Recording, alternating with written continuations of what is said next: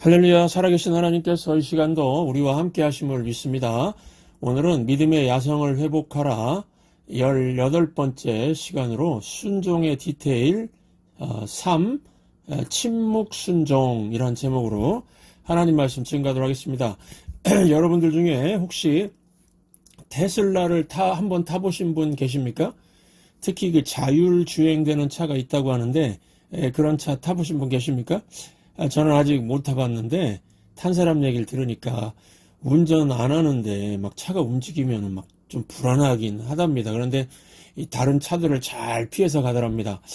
지금 우리가 사는 시대는 이처럼 기계를 만들고 길들일 수 있는 수준까지 온 거죠. 역사를 통해서 사람이 짐승들을 길들였죠. 뭐 말을 길들여서 타고 다닌 건 오래됐고요. 돌고래도 길들여서 춤추게 하더라고요. 또 뭐 개와 고양이를 길들여서 한 집에서 같이 살죠. 그런데 사람이 지금까지 길들이지 못한 게 한 가지 있는데 뭔지 아십니까? 뭐 부인이요? 뭐 남편이? 남편과 부인은 뭐 길들일 수 있는 짐승이 아니죠. 지금까지 사람이 길들이지 못한 게 이 혀라고 합니다. 혀. 그래서 길들이는 것이 능력을 말하는 것이라고 한다면은 사실은 최고의 능력은 뭐냐면 혀를 길들일 수 있는 거. 그거보다 더 큰 능력은 없다고 생각합니다. 야고보서 3장 7절 8절 함께 읽겠습니다. 여러 종류의 짐승과 새와 벌레와 바다의 생물은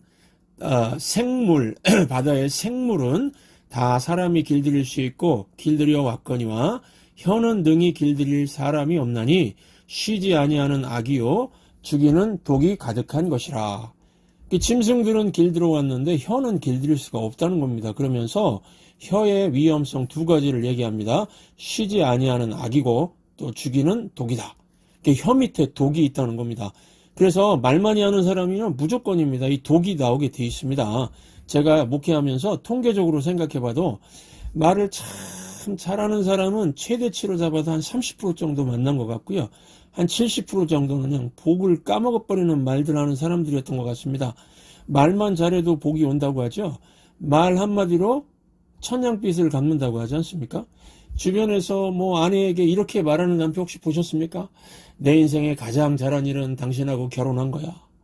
당신이 내게 시집 오고부터 우리 집 형편이 아주 잘 피고 또 당신이 우리 집 복덩어리고 내 마누라가 끓이는 찌개가 대한민국에서 제일 넘버원이야. 아니 미국에서 제일 맛있어. 뭐 이런 말 들으면은요 아내가 밥 할 맛이 나겠죠.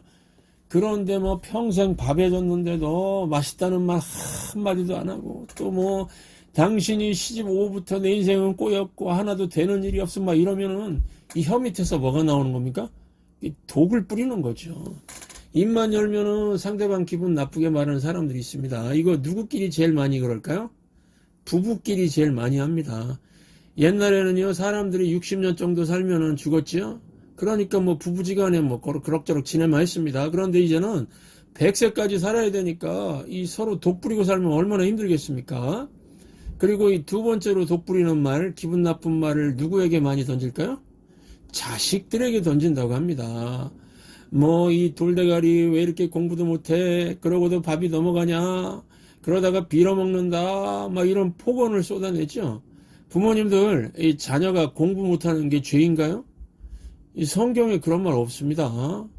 그런데 뭐 아이고 답답해 내가 널 낳고 미역국까지 먹었는데 내가 미쳤지 막 이러면요 자녀 마음은 아주 망가지는 겁니다.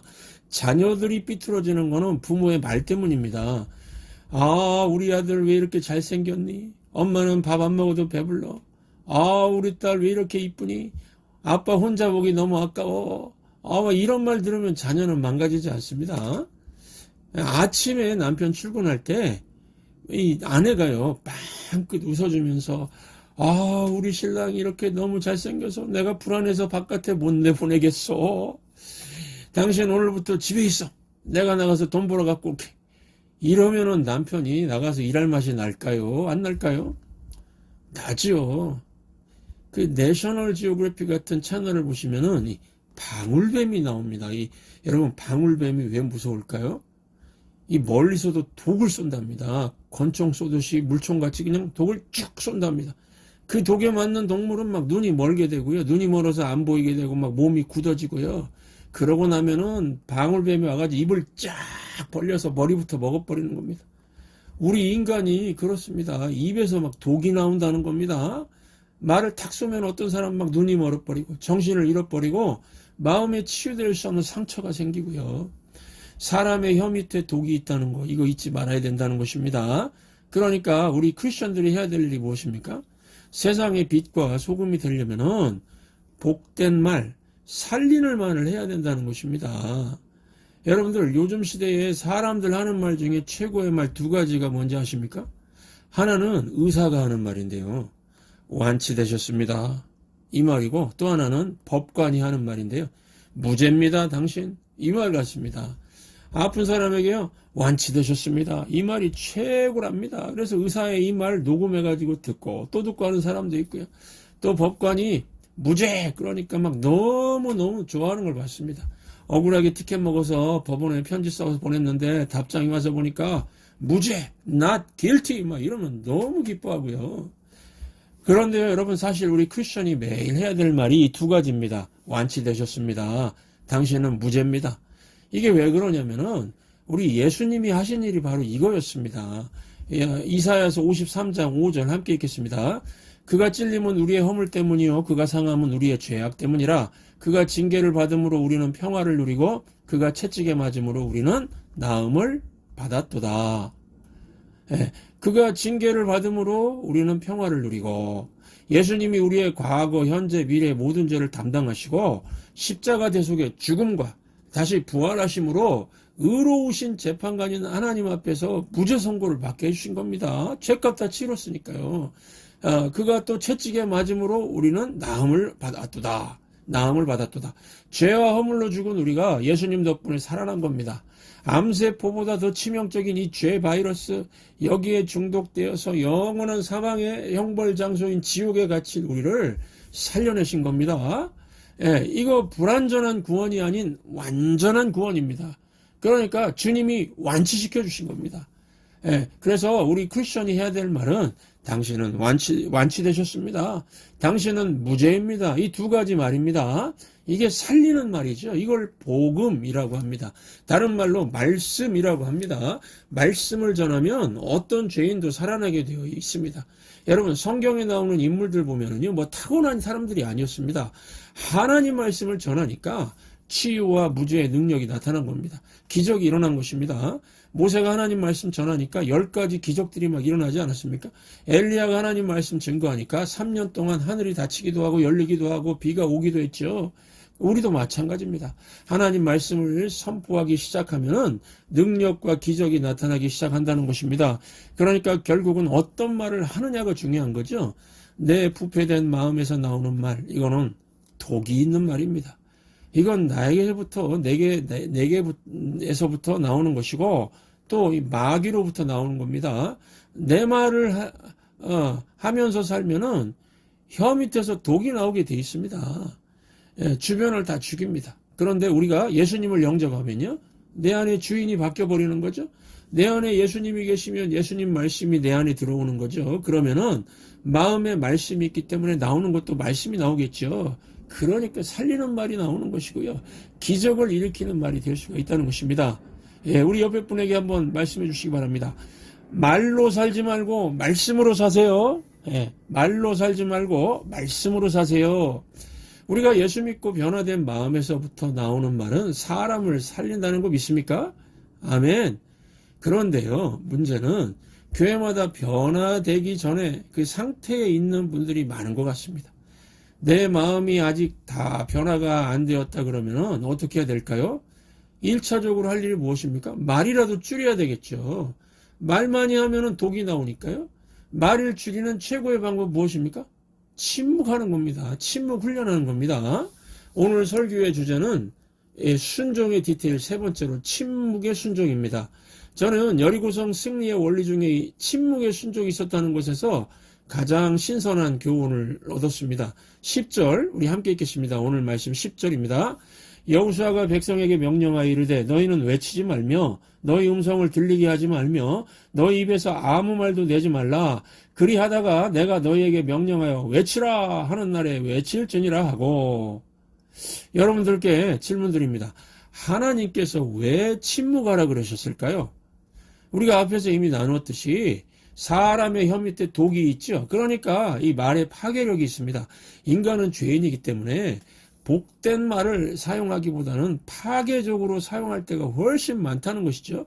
예, 여러분들도 이거 동의하실 겁니다. 여러분들 주변에 있는 사람들로부터 복이 되는 말을 많이 들었습니까? 독을 뿌리고 파괴하는 말을 많이 들었습니까?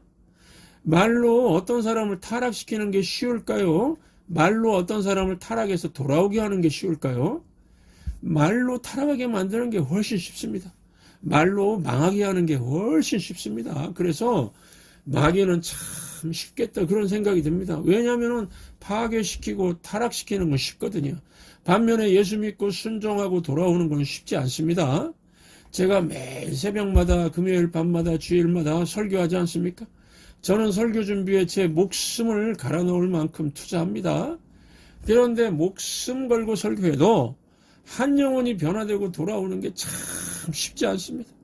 제가 여러분 앞에 이게 설교하러 올라오기 전에 저 자신에게 먼저 설교합니다. 제가 제 설교에 은혜를 받습니다. 아, 오늘 성령이 임하겠구나.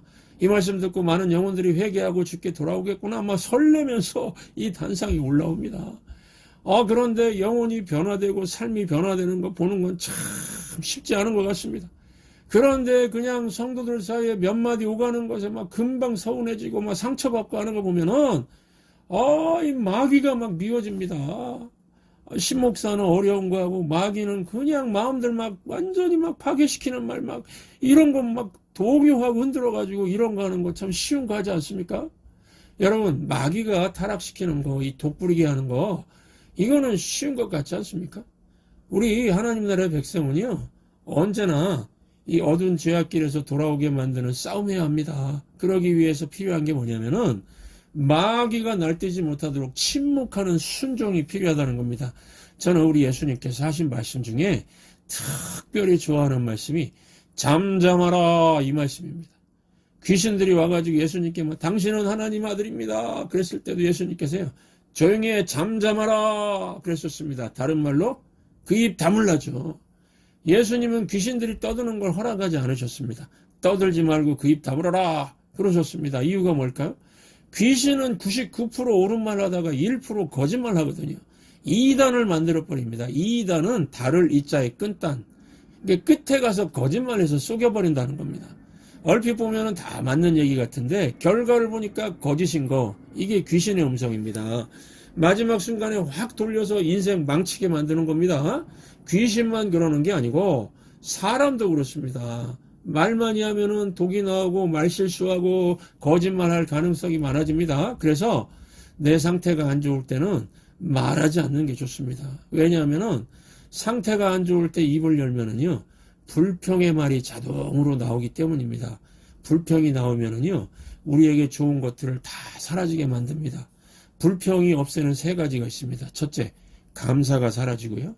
네. 하나님 은혜로 이루어진 좋은 것들이 많은데 이런 걸 볼 줄 모르게 만들어버리고요. 둘째, 기쁨이 사라집니다. 얼굴이 우울해지고 자기 속에 있는 기쁨이 바닥이 나버립니다.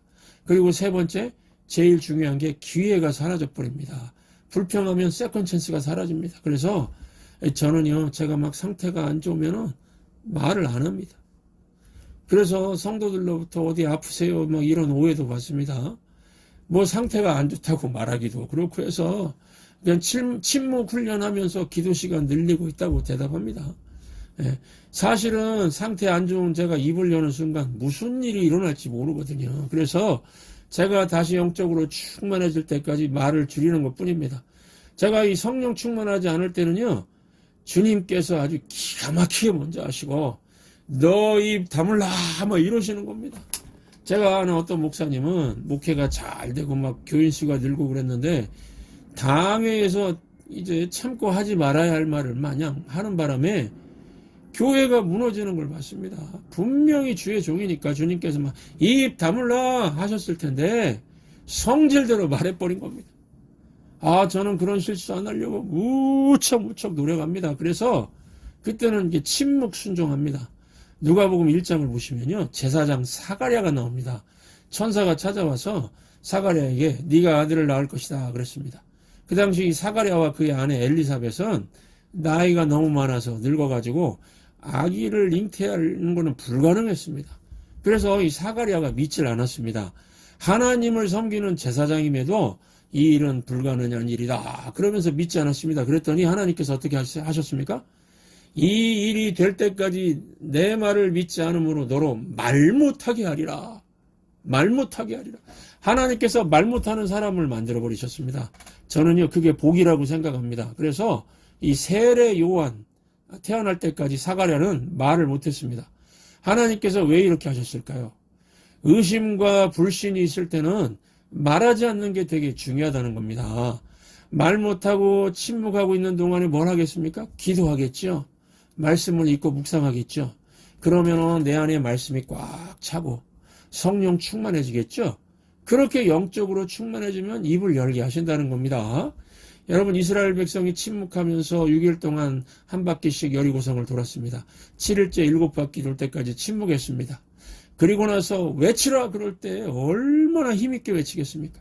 기도하면서 쌓인 그 승리의 확신으로 외쳤으니 얼마나 강력했을까요? 이 서울의 어떤 큰 교회에서 불났을 때 대피하는 화재 대피 훈련을 했다고 합니다. 그런데 그 교회 담임 목사님은 훈련도 실전같이 해야 된다. 티나게 훈련하면은 장난치듯이 하니까 효과 없다 그러면서 부목사 중에 제일 착한 분한테 불이 났다고 외치라면 이랬답니다. 그분이 그냥 그 단상에 올라가서 불이야 이렇게 외쳤답니다. 불이야. 그랬더니 아무도 안 나갔답니다. 그냥 나갈 리가 있나요? 불이야 작은 소리로 했으니까 다 웃어버렸답니다. 그 부목사님은 너무 정직해가지고 연기가 안 되는 거죠. 그런데 그런 분이 할지라도 진짜 불 나는 걸 봤으면 어떨까요? 막 여기저기 불이 나고 막 가스가 터지고요. 그러면은 불이야! 불이야! 이러겠죠. 뭐 불이야 그럴까요? 온 힘을 다해서 불이야 불났어요 막 소리 지르겠죠. 빨리 나가세요 안 그러면 죽습니다. 막 이런 확신이 있으니까 외치지 않겠습니까? 이스라엘 백성들이 첫날 한 바퀴 돌고 난 다음에 외치라 그러면 못 외쳤을 겁니다. 하루하루 침묵하면서 지날 때에 이 공동체 기도가 있었겠죠. 첫째 날에 입을 열었으면은 불평이 나왔을 겁니다. 뭐 이렇게 한다고 될까? 적들의 비웃음거리 되는 거 아닌가? 적들이 기습하면은 다 죽는 거 아닐까? 이런 부정적인 상태로 빠져버렸을 겁니다. 그런데 침묵하면서 6일 동안 한 바퀴씩 돌고 7일째는 7바퀴 돌면서 막 기도가 쌓이고 확신이 쌓이고 한 200만 명이 넘는 사람들이 막 확신에 찬 함성이 쌓인 겁니다. 영적으로 충만히 쌓인 후에 소리 지르니까 무너지게 되었다는 것입니다. 하나님께서 여러분들 침묵하게 만들 때 답답할 때가 있을 겁니다. 이때 입을 열면은 뭐가 나온다고요? 불평입니다. 불평이 없애는 세 가지가 뭐라고요? 감사가 없어지고 기쁨이 없어지고 기회가 없어집니다. 그런데 침묵에 순종을 하면은 그 과정에서 기도가 차고 말씀이 차고 성령 충만해지는 겁니다. 영적으로 충만한 상태가 되었을 때 건들면 막 말씀이 나오고 성령의 능력이 나오는 거죠. 여러분 기도 언제까지 해야 합니까? 확신이 쌓일 때까지죠. 그래서 지금 상태가 안 좋습니까? 주님의 명령이 무엇이라고요? 네 입을 다물라. 침묵하면서 뭐 해야 된다는 것입니까? 기도를 채우고 말씀을 채우고 성령의 충만을 사모하는 것입니다. 그런 후에 입을 열고 외치면은 놀라운 역사가 나타난다는 것입니다. 우리 16절 함께 읽겠습니다. 7번째에 제사장들이 나팔을 불 때에 여호수아가 백성에게 이르되 외치라 여호와께서 너희에게 이 성을 주셨느니라. 저와 여러분들 침묵을 통해서 확신의 외침을 가지고 승리하는 하나님의 거룩한 종들 되시기를 주의 이름으로 축원합니다. 주님의 마음을 주님의 심장을 주님의 시선을 가진 자 상한 갈대와 꺼져가는 등불을 외면하지 않을 자 누구인가. 주님의 눈물을 주님의 아픔을 주님의 애통을 가진 땅을 향하신 주님의 마음을 가진 자 누구인가 주님의 성령 부어주소서 굳은 마음 제하시고 이 땅을 향한 주의 애끓는 마음 부사 무너진 교회 회복시키고 주 오실 길 예비하는 하나님의 사랑 그 마음 가진 자 주님의 마음에 합한 자로 세워주소서.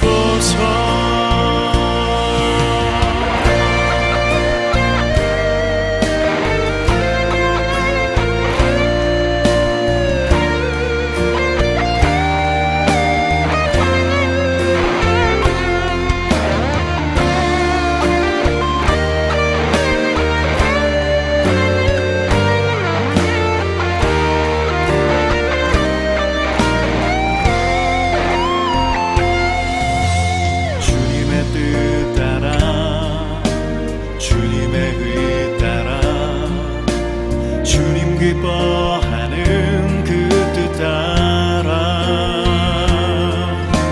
자기 부인하고 십자가 지고 주님만을 따를 자 누구인가 주님의 성령 부어주소서 굳은 마음 제하시고 이 땅을 향한 주의 애끓는 마음 부사 무너진 교회 회복시키고 주 오실 길 예비하는 하나님의 사랑 그 마음 가진 자 주님의 마음에 합한 자로 세워주소서. 주님의 성령 부어주소서 굳은 마음 제하시고 이 땅을 향한 주의 애끓는 마음 부사 무너진 교회 회복시키고 주 오실 길 예비하는 하나님의 사랑 그 마음 가진 자 예수님의 마음